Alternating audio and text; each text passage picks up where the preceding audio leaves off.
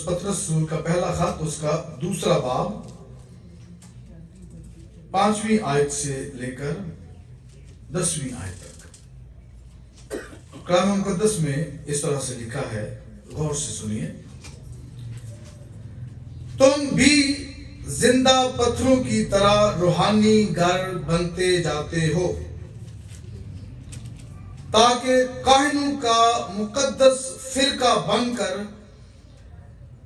ऐसी रूहानी कुर्बानियां चढ़ाओ जो यीशु मसीह के वसीले से खुदा के नजदीक मकबूल होती हैं। चुनांचे किताबे मुकद्दस में आया है कि देखो मैं सयून में कोने के सिरे का चुना हुआ और कीमती पत्थर रखता हूं, जो उस पर ईमान लाएगा हरगिज शर्मिंदा ना होगा। बस तुम ईमान लाने वालों के लिए तो वो कीमती है, मगर ईमान ना लाने वालों के लिए जिस पत्थर को मामारू ने रद्द किया वही कोने के सिरे का पत्थर हो गया और ठेस लगने का पत्थर और ठोकर खाने की चट्टान हुआ, क्योंकि वो नाफरमान होकर कलाम से ठोकर खाते हैं और इसीलिए मुकर्रर भी हुए थे। लेकिन तुम एक बरगजीदा नस्ल, शाही काहिनों का फिरका, मुकद्दस कौम और ऐसी उम्मत हो जो खुदा की खास मिल्कियत है, ताकि उसकी खूबियां जाहिर करो जिसने तुम्हें तारीकी से अपनी अजीब रोशनी में बुलाया है। पहले तुम कोई उम्मत ना थे, मगर अब खुदा की उम्मत हो। तुम पर रहमत ना हुई थी, मगर अब तुम पर रहमत हुई है। कलाम मुकद्दस की पढ़े और सुने जाने पर उसकी बरकत हो। आमीन। खुदावंद का शुक्र हो। आज का जो हमारा टॉपिक है वो है कलीसिया में जिंदगी। मेरे साथ आप दोहराएं, कलीसिया में जिंदगी। A church in a life in church। कलीसिया में जिंदगी का मतलब क्या है कि आप लोग खुदा के चुने हुए लोग हैं, तो कलीसिया में आपका अमल कैसा होना चाहिए, कलीसिया में आपका किरदार कैसा होना चाहिए। ये जो कलीसिया है ये एक कंपोज्ड ग्रुप है, एक तश्कील दिया हुआ ग्रोह है जो खुदावंद यीशु मसीह पर ईमान लाया है, जिसने मसीह खुदावंद की सलीबी मौत को और उसकी कुदरत को कबूल किया है अपने अंदर। ये वो ग्रोह है, ये वो कलीसिया है, और इसमें बच्चे भी शामिल हैं, इसमें बूढ़े भी शामिल हैं, इसमें नौजवान भी शामिल हैं, इसमें औरतें भी शामिल हैं, इसमें मर्द भी शामिल हैं। हर तबके के, हर उम्र के लोग जो हैं वो इसमें शामिल हैं, लेकिन हर एक का अपना अपना किरदार है, हर एक का अपना अपना रोल है। इसको हम कहते हैं कलीसिया में जिंदगी, अ लाइफ इन चर्च। कलीसिया के मुतालिक जो पहला और इब्तदाई हवाला और जिक्र हमें मिलता है वो हमने कुछ देर पहले पढ़ा मत्ती की इंजील में से उसका 16वां बाब उसकी 17 और 18 आयत, जिनमें यीशु मसीह ने अपने शागिर्दों से पूछा कि लोग मुझे क्या कहते हैं, और मुख्तलिफ शागिर्दों की जानब से मुख्तलिफ जवाबात आए। लेकिन फिर उसने एक और सवाल किया, इस्तफसार किया और बड़ा स्पेसिफिक सवाल किया, लेकिन तुम मुझे क्या कहते हो। शागिर्दों से पूछा तुम मुझे क्या कहते हो, और उस वक्त पतरस ने फौरन जवाब दिया कि तू जिंदा खुदा का बेटा मसीह है। यह था उसका जवाब कि तू जिंदा खुदा का बेटा मसीह है। और खुदावंद यीशु मसीह ने इस सवाल के जवाब में पतरस से कहा कि ये तूने अपनी अक्ल से जवाब नहीं दिया, یہ تو نے اپنی حکمت سے جواب نہیں دیا، یہ تو نے اپنے علم سے کے وسیلے سے جواب نہیں دیا۔ یسوع نے فرمایا کہ یہ بات گوشت اور خون نے نہیں، میرے باپ نے جو آسمان پر ہے تجھ پر ظاہر کی۔ باقی شاگردوں پر بھی کیوں نہیں ظاہر کی، صرف پترس پر ظاہر کی۔ اور پھر پترس کو خدا نے یہ بات کہی، خدا یسوع نے، اور کہا اور میں بھی، تو نے جو بات کی ہے وہ حقیقت پر مبنی ہے، اور یہی حقیقت ہے کہ میں زندہ خدا کا بیٹا مسیح ہوں۔ یہ حقیقت تو نے بیان کیا ہے، اور میں بھی تجھ سے کہتا ہوں کہ تو پترس ہے، یعنی تو پتھر ہے، تو چٹان ہے، یو آر راک، تو پتھر ہے، تو پترس ہے، اور میں اس پتھر پر اپنی کلیسیا بناؤں گا۔ اس کی تشریح چاہے لوگ جو مرضی کریں، لیکن یہ حقیقت ہے کہ کلیسیا کی بنیاد یسوع مسیح کے فضل سے روح القدس کی رہنمائی میں پترس نے ہی رکھی، جیسا خدا یسوع نے اس کے بارے میں کہا کہ تو پتھر ہے اور میں اپنی کلیسیا اس پتھر پر بناؤں گا۔ تو پترس ہے اور میں اپنی کلیسیا اس پتھر پر تعمیر کروں گا، اس پر بناؤں گا۔ اور پھر کلیسیا کا آغاز ہوا۔ کب آغاز ہوا کلیسیا کا؟ پینتیکوست کے دن کلیسیا قائم ہوئی، کلیسیا کا جنم ہوا، جب پترس نے کھڑے ہو کر یسوع مسیح کے کلام کی منادی کی، اس کی صلیبی موت اور اس کے جی اٹھنے کی قدرت کو لوگوں کے سامنے بیان کیا، اور اس کی صلیبی موت کی افادیت کو لوگوں کے سامنے بیان کیا، اور نتیجتاً 3000 لوگ توبہ کر کے اور ایمان لائے، اور کلام مقدس میں لکھا ہے کہ وہ یکدم یسوع مسیح پر ایمان رکھنے والوں کی جماعت میں شامل ہو گئے۔ ایمان رکھنے والوں کی جماعت، چنے ہوئے لوگ، خون خریدے لوگ، جسے بعد میں کلیسیا کہا گیا۔ اس جماعت کو کیا کہا گیا؟ کلیسیا۔ خدا یسوع مسیح کے دور میں کلیسیا لفظ جو استعمال ہوتا تھا، یونانی لفظ، یہ عام مستعمل تھا، یہ عام استعمال ہونے والا لفظ تھا۔ ایکلیسیا یعنی منتخب لوگوں کی جماعت۔ اور رومی بادشاہ، رومی شہنشاہ جو ہے، وہ اپنے مشیروں کی مجلس کے لیے لفظ ایکلیسیا استعمال کرتا تھا، اور بعض دفعہ قصبوں اور گاؤں کی جو پنچایت ہے اس کو بھی ایکلیسیا جو ہے وہ کہا جاتا تھا۔ کلیسیا کیا ہے یہ جاننا بڑا ضروری ہے کہ واٹ از اے چرچ، کلیسیا کیا ہے۔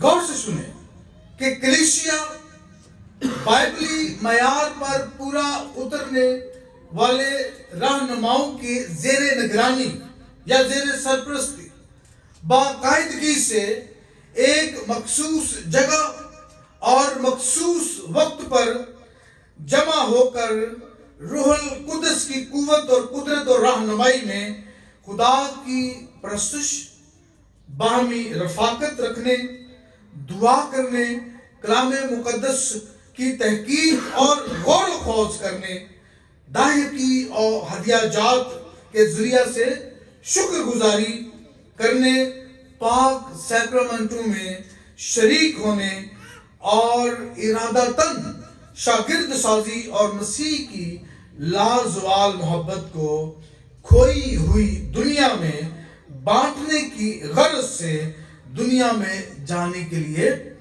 جمع ہوتی ہے۔ اس کو ہم کیا کہتے ہیں؟ کلیسیا۔ بہت لمبی تعریف۔ یہ حقیقت، یہ سب کچھ ہم کیا کرتے ہیں؟ ہر سنڈے کو جمع ہو کر ایسا کرتے ہیں۔ اور کلیسیا جس میں تمام لوگ یہاں پر جو بیٹھے ہوئے شامل ہیں. کلیسیا یعنی میں اور آپ ارشاد اعظم کے مشن کی تکمیل اور خدا اور انسان کے باہمی ملاپ کی خدمت کو سر انجام دیتے ہیں. یہ کلیسیا کا کام ہے. کیا کام ہے؟ ارشاد اعظم کے مشن کی تکمیل اور بنی نوع انسان اور خدا کے ملاپ کی خدمت کو سر انجام دینے والا گروہ کیا ہے؟ کلیسیا. یہ اس کا کام ہے. اور مسیح خداوند اور اس کے پیروکار یعنی کلیسیا کے تعلق کو کلام مقدس میں مختلف انداز سے بیان کیا گیا ہے. مسیح خداوند اور کلیسیا کو اور اس کے تعلق کو کلام مقدس میں مختلف انداز سے بیان کیا گیا ہے. یعنی کلیسیا کو مسیح کا بدن کہا گیا ہے. کیا کہا گیا ہے؟ بدن کہا گیا ہے. کلیسیا کو مسیح کی دلہن کہا گیا ہے. برگزیدہ لوگ کہا گیا ہے. زندہ خدا کی کلیسیا کہا گیا ہے. اور مقدسوں کی جماعت کہا گیا ہے. خدا کا مسکن، خدا کا مقدس کہا گیا ہے. اور خدا کی امت کہا گیا ہے. دیکھیں آپ لوگوں کو، کلیسیا کو خدا کی امت کہا گیا ہے. اپنا پریولیج دیکھیں، شرف دیکھیں کہ خدا نے آپ کو کیسا جو ہے وہ پریولیج دیا ہے، شرف عطا کیا ہے کہ آپ خدا کا گھر ہیں. کلیسیا کو کیا کہا گیا ہے؟ خدا کا گھر، خدا کا گھرانہ، اور پھر خدا کے فرزند اس کو کہا گیا ہے. خدا کا گلہ، ہم اس کی چراگاہ کی کیا ہے؟ بیڑے ہیں. اس لیے ہمیں کیا کہا گیا ہے؟ خدا کا گلہ کہا گیا ہے. اور زندہ پتھر، رائٹ، اور مقدس شہر کلیسیا کو، مقدس قوم اور مقدسین، یہ سب چیزیں، باتیں، یہ سارے نام جو ہے وہ کس کو دیے گئے ہیں؟ کلیسیا کو، یعنی آپ لوگوں کو. اور کلیسیا کا مقصد جاننا جو ہے وہ بڑا ضروری ہے کہ اب ہمیں یہ جاننا بڑا ضروری ہو گیا ہے کہ کلیسیا کا مقصد کیا ہے. جب خدا نے ہمیں اتنے سارے نام دیے ہیں، دلہن کہا ہے، بدن کہا ہے، مسکن کہا ہے، گھرانہ کہا ہے، فرزند کہا ہے، امت کہا ہے، مقدس کہا ہے، مقدس شہر، تو پھر ان ساری ناموں سے مقصد کیا نکلتا ہے؟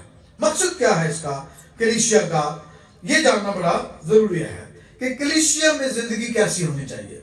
کلیسیا کے اندر موجود لوگوں کا کہ رویہ جات کیسے ہونے چاہیے، ان کے اعمال کیسے ہونے چاہیے، ان کا کردار کیسا ہونا چاہیے، ان کی سرگرمیاں کیسی ہونی چاہیے کلیسیا کے اندر، یہ جاننا بڑا ضروری ہے. کہ یہ کافی نہیں کہ آگے حمد کی گیت گائے اور بس پیچھے سے آگے سے بعد میں نکل کے کہیں نظر بھی نہیں آتے. کلیسیا کا اصل میں مقصد کیا ہے اور کلیسیا کے پاس کیا ہے؟ کلیسیا کیا بانٹتی ہے؟ کلیسیا کیا دیتی ہے؟ کلیسیا کیا کرتی ہے؟ یہ ہم دیکھیں گے. کلیسیا کا مقصد ایک ہے. ٹھیک ہے، کلیسیا کا ایک مقصد ہے اور وہ کیا ہے؟ خدا کے نام کو جلال دینا. یاد رہے گا، کلیسیا کا ایک ہی مقصد ہے اور وہ کیا ہے؟ خدا کو جلال دینا. اور کلیسیا کا ایک ہی سر ہے اور وہ ہے خداوند یسوع مسیح. سب کچھ پولس رسول فرماتے ہیں کہ سب کچھ اس کے پاؤں تلے کر دیا اور اس کو سب چیزوں کا سردار بنا کر، سب کچھ اس کے اختیار میں دے کر کلیسیا کو دے دیا. سو ہمارا سردار، ہمارا سر کون ہے؟ یسوع، جو با اختیار ہے. یسوع کیا ہے؟ با اختیار ہے. آسمان اور زمین کا کل اختیار مجھے دیا گیا ہے، اور جس کو اختیار دیا گیا ہے اس کو کلیسیا کو سونپ دیا گیا ہے۔ سو یسوع با اختیار ہو کر کلیسیا کا سر ٹھہرا اور سربراہ ٹھہرا، کلیسیا کو دے دیا۔ یہ اس کا بدن ہے کلیسیا، کس کا؟ جس کا وہ سردار ہے، جس کا وہ سر ہے، اس کا بدن کون ہے؟ کلیسیا لوگ، ہم سب لوگ، جس کا وہ سربراہ اور میرا پیشوا، سر اور پیشوا ہے۔ سو اس کی پیشوائی اور سربراہی اسی کے فضل سے میرے اور آپ کے ذریعہ سے عمل میں آتی ہے۔ کس کی سربراہی اور پیشوائی؟ خداوند کی۔ وہ ہمیں قوت دیتا ہے، زور دیتا ہے روح القدس کے وسیلہ سے، اور ہم پھر لوگوں کے لیے برکت کا سبب ٹھہرتے ہیں۔ اور پولس رسول مزید واضح کرتا ہے کلیسیا کے مقصد کو، چنانچہ اس نے اپنی مرضی کے بھید کو اپنے اس نیک ارادہ کے موافق ہم پر ظاہر کیا۔ مرضی کے بھید کو کس کے اوپر ظاہر کیا؟ کلیسیا کے اوپر ظاہر کیا۔ کیوں ظاہر کیا؟ کیونکہ وہ چیز، وہ برکت، وہ حکمت جو بھید کی صورت میں تھی، کلیسیا کو سونپ دی تاکہ وہ اس بھید کو دنیا پر آشکارا کرے۔ یہ کس کا کام ہے؟ کلیسیا کا۔ یہ کلیسیا کا کام ہے خدا کے نام کو کیا دینا؟ جلال دینا۔ اور مقدس پطرس مزید اس کو خوبصورتی سے اس مقصد کو واضح کرتے ہیں اور بیان کرتے ہیں، لیکن تم ایک برگزیدہ نسل، شاہی کہانیوں کا فرقہ، مقدس قوم، اور ایسی امت ہو جو خدا کی خاص ملکیت ہے۔ کیوں؟ تاکہ اس کی خوبیاں ظاہر کرو۔ کیا کرو؟ اس کی خوبیاں ظاہر کرو، اس کی انسان کے ساتھ محبت کو ظاہر کرو، اس کی انسان کے لیے ترس کو، کمپیشن کو ظاہر کرو، اس کی الفت کو ظاہر کرو، اس کی فکر کو ظاہر کرو کہ وہ کسی گنہگار کی ہلاکت نہیں چاہتا، بلکہ وہ یہ چاہتا ہے کہ ہر ایک کی توبہ تک نوبت پہنچے۔ یہ اس کی خوبی ہے، اور اس خوبی کو ہم نے ایز اے چرچ، کلیسیا نے ظاہر کرنا ہے۔ اس میں بچے بھی شامل ہیں جو اس کی خوبی کو ظاہر کر سکتے ہیں، اس میں نوجوان بھی شامل ہیں جو اس کی خوبیوں کو ظاہر کر سکتے ہیں، اس میں عورتیں بھی، مرد بھی، پاسٹر بھی، ڈیکن بھی، ایلڈر بھی، ایونجلسٹ بھی، استاد بھی، چرواہے بھی، مبشر بھی، ہر ایک کو خدا کی خوبیوں کو دنیا پر ظاہر کرنا ہے۔ یعنی کلیسیا کا مقصد خداوند یسوع کو اپنا سردار اور رہنما اور سر تسلیم کرتے ہوئے خدا کو جلال دینا ہے۔ یہ کیا ہے؟ کلیسیا کا مقصد ہے۔ اب جب مقصد پورا کرنا ہو، کسی کو مقصد دیا جائے تو پھر اس کو اختیار بھی دیا جاتا ہے نا؟ ٹھیک ہے نا؟ اس کو ریلیز بھی کیا جاتا ہے، اس کو اتھارٹی بھی دی جاتی ہے۔ تو کلیسیا کے پاس اتھارٹی ہے، کلیسیا کے پاس اختیار ہے۔ کیا اختیار ہے کلیسیا کے پاس؟ کلیسیا کے پاس دو اختیار ہیں، یاد رکھیں۔ کلیسیا کے پاس کتنے اختیار ہیں؟ دو اختیار ہیں۔ پہلا روح القدس، ہولی اسپرٹ، کلیسیا کو دیا گیا ہے۔ خدا نے ہر ایماندار کو روح القدس بطور وکیل اور اصلاح کار عطا کیا ہے، جو ہمارے اندر سکونت کرتا ہے، جو درست سوچ، راست رویہ جات اور نیک اعمال کرنے کی طرف ہماری رہنمائی کرتا ہے۔ روح القدس کیا ہمارا اختیار ہے جو ہمیں قوت دیتا ہے، خدا کی مرضی کو جاننے کے لیے ہماری رہنمائی کرتا ہے، کلیسیا کو شاگرد بنانے کے لیے قوت بخشتا ہے۔ کون؟ روح القدس. اور ایمانداروں میں روح کے پھل پیدا کرتا ہے. کون پیدا کرتا ہے؟ روح القدس. ہمیں روحانی نعمتیں اور لیاقتیں عطا کرتا ہے. جس کو جو چاہتا ہے وہ دیتا ہے. کون دیتا ہے؟ روح القدس دیتا ہے، تاکہ ہم کلیسیائی خدمت کے لیے تیار ہوں اور دوسروں کو روحانی بلوغت کی طرف لے کر آئے، تاکہ وہ ان کو اسپرچول میچورٹی کی طرف ہم لے کر آئیں. یہ روح القدس ہمارے پاس ایک کلیسیا کے پاس اختیار ہے. دوسرا اختیار کیا ہے؟ کلام مقدس. یہ جو کلام ہے خداوند کا، یہ کیا ہے؟ اختیار ہے جو کلیسیا کو دیا گیا ہے، کلیسیا کے سپرد ہوا ہے. اور یہ خدا نے کلیسیا کی رہنمائی کے لیے اپنا ایک ہدایت نامہ بائبل مقدس کی صورت میں ہمیں دیا ہے، عطا کیا ہے. یہ کلام ہر طرح کی غلطی سے پاک اور مبرہ ہے، اور عمل اور ایمان سے متعلق ہمارے زندگی کے تمام معاملات کو سمجھنے اور جاننے کے لیے معتبر ہتھیار اور اختیار ہے کلام مقدس. خدا کا کلام تمام کلیسیائی معاملات اور فیصلہ جات کے حوالے سے مرکزی کردار ادا کرتا ہے. روح القدس اور خدا کا کلام دونوں مل کر کلیسیا کی رہنمائی کرتے ہیں. اگرچہ روح القدس مقدس صحائف سے علیحدہ بھی کلام اور رہنمائی کر سکتا ہے، تو بھی وہ خدا کے تحریری کلام کے برخلاف نہیں بولتا. روح القدس، کلام مقدس اور روح القدس باہم مل کر ہماری ترقی کا باعث بنتے ہیں. ہم نے بات کی کلیسیا کا مقصد، اور دوسری بات کی کلیسیا کے پاس اختیار. اب ہم بات کرتے ہیں کلیسیا کے پاس عہدے، آفیسز. کلیسیا کے پاس 3 عہدے اور کئی رہنما ہیں. ان عہدوں میں پہلا عہدہ کیا ہے؟ یسوع مسیح. چونکہ وہ ہمارا سر ہے، ہمارا سردار ہے، تو وہ سردار گلابان ہے. وہ کلیسیا کا سرپرست اعلیٰ ہے.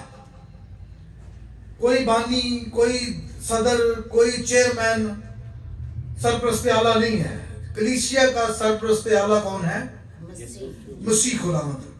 یہ پہلا عہدہ ہے جو کلیسیا کو دیا گیا ہے. دوسرا ایلڈرز ہیں، نگہبان ہیں اور پاسبان ہیں.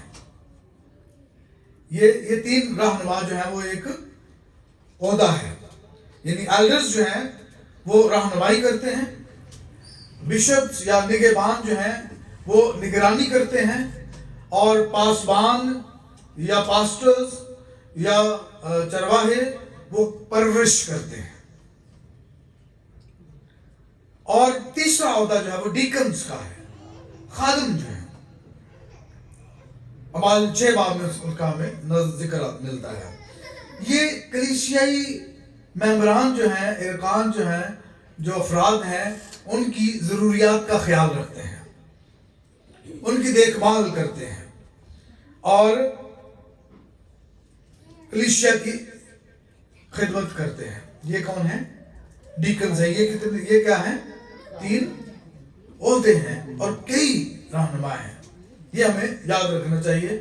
ہم میں سے ایلڈرز بھی ہیں، ہم میں سے ڈیکنز بھی ہیں، لیکن ذرا اپنے آپ کو ذرا دیکھیں کہ ہم کتنی کلیسیا کی دیکھ بھال کرتے ہیں، ہم کتنا کلیسیائی جو ممبران ہیں ان کا خیال رکھتے ہیں، ہم کتنی ان کی فکر کرتے ہیں. یہ عہدے صرف نام کے عہدے نہیں ہیں، یہ عملی خدمت کے لیے ہے. کلیسیا کا خیال رکھنا ہے، کلیسیا کی دیکھ بھال کرنی ہے، کلیسیا کی ضرورتوں کا خیال رکھنا ہے. تو یہ بڑے اہم جو ہے وہ ذمہ داریاں ہیں، عہدے ہیں. اگلی بات جو ہے وہ کلیسیا کی روحانی بلوغت کی نشانیاں ہیں. کلیسیا جو ہے وہ جیسے جیسے ترقی کرتی ہے، جیسے جیسے آگے بڑھتی ہے، تو 4 نشانیاں ان کے اندر موجود ہیں. تو وہ ایک بالغ کلیسیا ہے, ایک صحت مند کلیسیا ہے. اب آپ نے اس پر غور کرنا ہے, ان 4 نشانیوں کے اوپر آپ نے غور کرنا ہے کہ کیا یہ 4 نشانیاں, یہ 4 شعبے, یہ 4 باتیں ہماری کلیسیا میں موجود ہیں. اگر تو یہ چاروں کی چاروں ہماری کلیسیا میں موجود ہیں تو پھر ہم ایک صحت مند اور بالغ کلیسیا ہیں. نمبر 1, سیلف گورننگ, یعنی خود مختار کلیسیا, اپنے انتظامات خود کرنے والی کلیسیا. ایک بالغ کلیسیا اپنے دونوں اختیار, کون سے اختیار ہمارے پاس؟ روح القدس اور خدا کا کلام. یہ کیا ہے؟ ہمارے اختیار ہیں کلیسیا کے پاس. اور ایک بالغ کلیسیا جو ہے وہ اپنے ان دونوں اختیارات کو, روح القدس کو اور کلام مقدس کو استعمال کرتے ہوئے اپنے فیصلے کرتی ہے. ٹھیک ہے. تو پطرس نے کہا کہ تم اپنے درمیان 7 ایسے لوگوں کو چن لو جو روح القدس سے بھرے ہوئے ہوں اور دانائی سے معمور ہوں, تاکہ آپ کلیسیا کی خدمت کر سکیں, اس کی دیکھ بھال کر سکیں, اس کی آپ ایک خود مختار کلیسیا ہوں.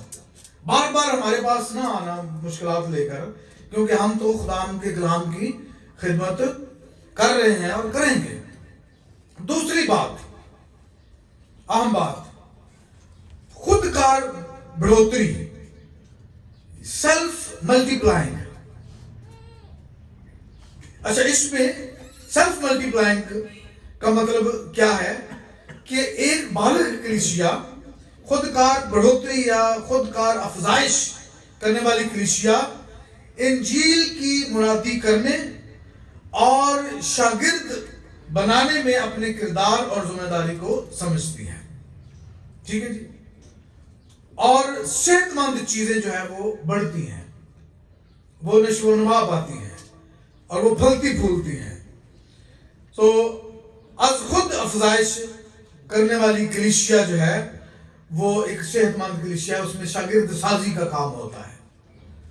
آگے چل کے ہم بات کریں گے کہ شاگردیت کیا ہے, شاگرد سازی کیا ہے. تیسری بات, خود کفیل کلیسیا, مطلب سیلف سپورٹنگ کلیسیا. اس کی نظریں ڈونرز پر نہ ہوں, اس کی نظریں دوسری کلیسیاؤں پر نہ ہوں کہ وہ ہماری مدد کریں, ہم نے یہ پروگرام کرنا ہے تو وہ ہمیں ڈونیشن دیں. ایک خود کفیل کلیسیا بالغ کلیسیا ہوتی ہے. ایک صحت مند کلیسیا سیلف سپورٹنگ اور خود کفیل ہوتی ہے. کیسے؟ کہ اپنی تمام سرگرمیوں کے اخراجات کی خود ذمہ داری لیتی ہے. مثلا منسٹری کے اخراجات وہ خود اٹھاتی ہے, بلز اور کرایہ وہ خود پے کرتی ہے کہ نہیں ہمیں کوئی اور جو ہے وہ دے. کلیسیا کے اندر تربیتی پروگرام اور بشارتی پروگرام وغیرہ کے تمام اخراجات وہ خود جو ہے وہ اٹھائے. اس کو ہم کہتے ہیں خود کفیل کلیسیا. کیا ایسی کلیسیا ہے ہماری, یہ ہمیں اس کے اوپر ہم نے غور کرنا ہے. چوتھی نشانی جو ہے بالغ کلیسیا کی وہ کیا ہے؟ سیلف کریکٹنگ کلیسیا, اپنی تصحیح کرنے والی کلیسیا, خود اپنی تصحیح کرنے والی کلیسیا, اپنی کریکشن کرنے والی کلیسیا. اور کلیسیا میں بہتر سمجھ بوجھ اور اختیارات کا اطلاق. کون سے اختیارات؟ روح القدس اور کلام مقدس. جب وہ اپنے رویہ جات کی از خود اصلاح کاری کرنے کے قابل ہو تو اس کا مطلب ہے کہ وہ ایک سیلف کریکٹنگ کلیسیا ہے. مسائل پیدا ہو جائیں, لڑائی جھگڑے ہو جائیں, نا اتفاقی ہو جائے, کسی وجہ سے ایک دوسرے کے ساتھ اختلافات ہو جائیں, تو ان سارے مسائل کو, اپنی کریکشن کو, غلطیوں کی درستی کو روح القدس کی رہنمائی اور کلام مقدس की रहनुमाई में दुरुस्त करने वाले हूं। राइट, तो ये क्या है? बालक कलीसिया की 4 निशानियां। सो कलीसिया में बेहतर समझ बूझ और इख्तियारात के इतलाक का इतलाक उस वक्त होता है जब वो अपने रवैया जात की अज खुद करेक्शन और इस्लाहकारी करे। यानी बाइबल मुकद्दस मुकम्मल तौर पर खुदा की तरफ से इंसान के लिए इल्हामी हदायतनामा है जो जिंदगी के तमाम पहलुओं में ईमानदारों की एक काबिल कदर के लिए एक काबिल कदर हथियार के तौर पर काम करती है। दुरुस्त अकायद की दुरुस्त तालीम और गलत रवैयों की दुरुस्ती और अच्छे और रास्तबाजी के कामों की तरगीब देता है। कौन? कलाम मुकद्दस। हमने बाइबल के कलीसिया के का मकसद के बारे में सुना, हमने कलीसिया के इख्तियार के बारे में सुना, हमने कलीसिया के वोटों के बारे में बात की, हमने बालक एक सेहतमंद कलीसिया की 4 निशानियों के बारे में बात की। अब हम कलीसिया के फराइज की बात करेंगे, उसकी जिम्मेदारियों की बात करेंगे। और कलीसिया के 5 फराइज हैं, मैं मुख्तसरन उनके बारे में बयान करता हूं। पहला फर्ज कलीसिया का क्या है?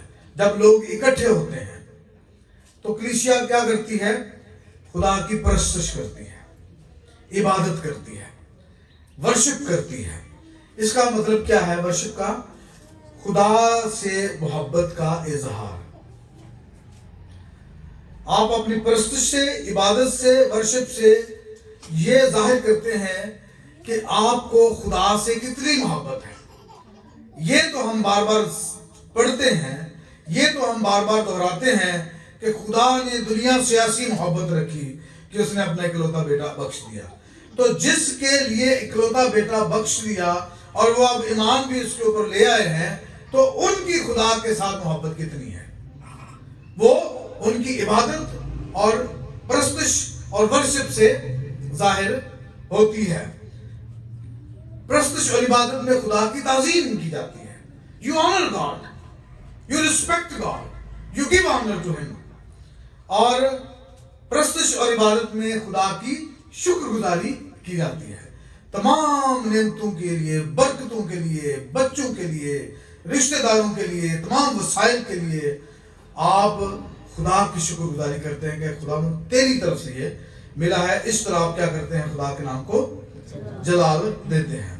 सो खुदावंद की हम्द करो, खुदावंद के हुजूर नया गीत गाओ और उसके मुकद्दसों के मजमा में उसकी मदासराई करो। मजमा क्या है? कलीसिया। ठीक है, ये कौन बयान कर रहे हैं? ज़बूर 149 पहली आयत। ज़बूर नवीस ये कह रहा है, जांदा सा कर लू खुदा दे जदों मैं टोलियां नाल। ज़बूर नवीस कैसे जाता था? टोलियों के साथ। ते असी कल्ले कल्ले टुरे फिरने, टोलियां छोलियां लैके आया करो कलीसिया च। जांदा सा घर नू खुदा दे जदों मैं टोलियां नाल। मुकद्दसों के मजमा में उसकी मदासराई करो। पहला फर्ज कलीसिया का क्या है? परस्तिश और इबादत करना। दूसरा फर्ज क्या है? रफाकत, फेलोशिप। ठीक है, मेल मिलाप, मजमा, इकट्ठे होना, मसीह के बदन से मोहब्बत रखना। जब हम रिफाकत की बात करते हैं, जब हम इबादत की बात करते हैं, तो हम खुदा के साथ अपनी मोहब्बत का इजहार करते हैं। जब हम रफाकत में आते हैं तो हम उसके बदन से मोहब्बत का इजहार करते हैं। हमारा सर कौन है? मसीह। बदन कौन है? कलीसिया। तो जब हम इकट्ठे होते हैं तो मसीह का बदन है, और जब हम इकट्ठे होते हैं तो अपने यानी मसीह के बदन से मोहब्बत का इजहार करते हैं। एक दूसरे का भार उठाना। बाइबल मुकद्दस में रफाकत मसीहियों के दरमियान اپنی جسمانی برکتوں کے ساتھ رفاقت یعنی شرکت کرنا. ابتدائی کلیسیا میں لوگوں کے پاس جو کچھ تھا وہ ساتھ لے کر آتے تھے کلیسیا میں. آج ہم نے آپ کو اسی لیے دعوت دی تھی کہ آپ آئیں, اپنی برکتوں کو ساتھ لے کر آئیں اور اپنے جو مسیح کے بدن کے ساتھ کیا کریں, شیئر کریں, رفاقت میں آئیں. تو بائبل میں رفاقت مسیحوں کے درمیان اپنی جسمانی برکتوں کے ساتھ شرکت کرنا ہے. رفاقت کے لیے جو یونانی کا لفظ استعمال ہوا ہے وہ کوئنونیا ہے. کوئنونیا جس کا مطلب ہے کسی چیز کو مشترک رکھنا, ہولڈنگ سم تھنگ کامن. کسی چیز کو کیا کرنا, مشترک رکھنا. اور اس چیز کو, اس بات کے بارے میں نئے عہد نامے میں کوئی 20 دفعہ ذکر آیا ہے کنونیا کے بارے میں, کہ وہ کسی نے بھی اپنے مال کو اپنا نہ کہا, کیونکہ وہ ہر چیز لا کر رسولوں کے قدموں میں رکھتے تھے اور وہ شیئر کرتے تھے اور پھر وہ بانٹ دیتے تھے. اور محبت اور نیک کاموں کی ترغیب دینے کے لیے ایک دوسرے کا لحاظ رکھیں. عبرانیوں 10:24 میں محبت اور نیک کاموں کی ترغیب دینے کے لیے ایک دوسرے کا لحاظ رکھیں, ایک دوسرے کا ساتھ دیں, ایک دوسرے کی مدد کریں. 2 فرائض کے بارے میں ہم جان چکے ہیں. پہلا کیا تھا, پرستش عبادت. دوسرا رفاقت. تیسرا شاگردیت. شاگرد تیار کرنا یہ کلیسیا کا فرض ہے, یہ کلیسیا کی ذمہ داری ہے. شاگرد بنانا اور انہیں تعلیم دینا کہ ان سب باتوں پر عمل کریں جن کا حکم خداوند یسوع نے دیا ہے. یہ کیا ہے, کلیسیا کا فرض ہے. یعنی اپنے اعمال اور رویوں میں مسیح کی مانند بننے, اس سے محبت اور اس کی پیروی کرنے کے عمل کو سیکھنا, اور ایسا ہی کرنے کے لیے دوسروں کو سکھانا شاگردیت ہے. ٹھیک ہے, میں پھر سے اس کو دہراتا ہوں کہ اپنے اعمال اور رویوں میں مسیح کی مانند بننے, اس سے محبت اور اس کی پیروی کرنے کے عمل کو سیکھنا, اور ایسا ہی کرنے کے لیے دوسروں کو سکھانا شاگردیت ہے. یہ تیسرا فرض تھا. چوتھا فرض کیا ہے کلیسیا کا, خدمت, سروس.